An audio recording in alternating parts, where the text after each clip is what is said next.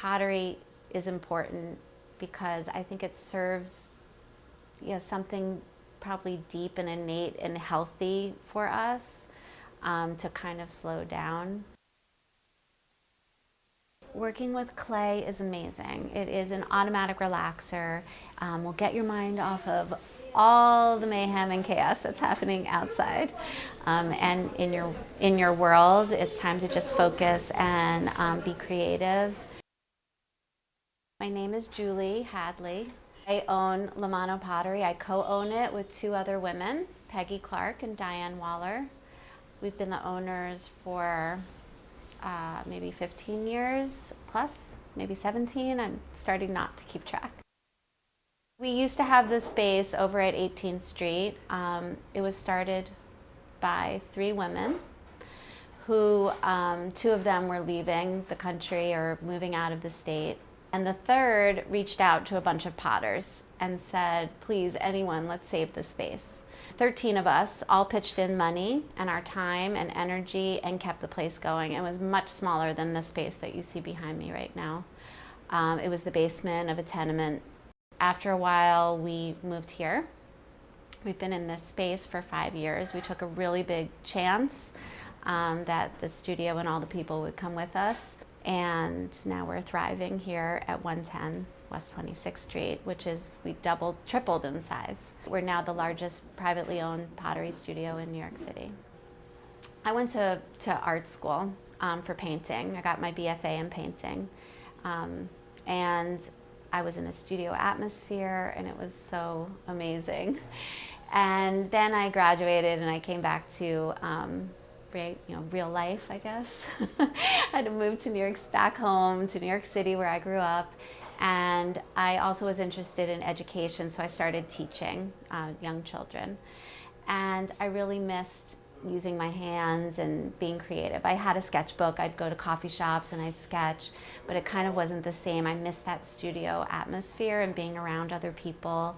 And when you go into a studio, you kind of forget about everything else and you can become really super focused, which I do even if I'm sketching in my sketchbook, but it's just, there's something about a community art atmosphere that is really inspiring. Part of that is also giving back to the community. Ever since the election, we've kind of been looking for like, how can we as potters do something to help? Like with our skill, with what we have, what can we do? The most recent community event that we're doing is Crafting Resistance. A bunch of potters in the studio donated pots. 100% of the proceeds of this sale are going to ACLU. So we're always looking for organizations that are important to us personally and that are in our neighborhood where we can give back. I like being in a pottery studio because I feel like I'm creating a space for others, but then here I am also creating a space for myself and fulfilling a need to be creative and use my hands and my ideas and play with design and shape, and I just love it. Running a small business in the city, you have to deal with, the basics, rent, making the money, PR, then just day-to-day management. Then we have the materials, the kilns. There's just, it goes down to the fine details. Just, it's constant. A lot of people run their pottery businesses out of Mano. They're making their pottery, they're posting it on Instagram, they're selling at stores, and then we've had people move on and have their own studios and sell. Just in our economy and our world right now, I think it's important to support that local artist and that small business.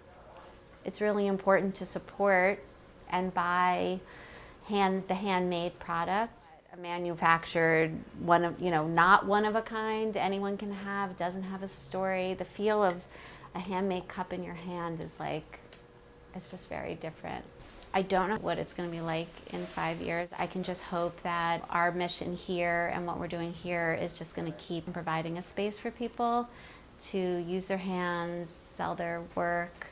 Real strong friendships have been formed because people came here and worked side by side. We've had good times, bad times, the whole thing, but that to me is probably the most memorable.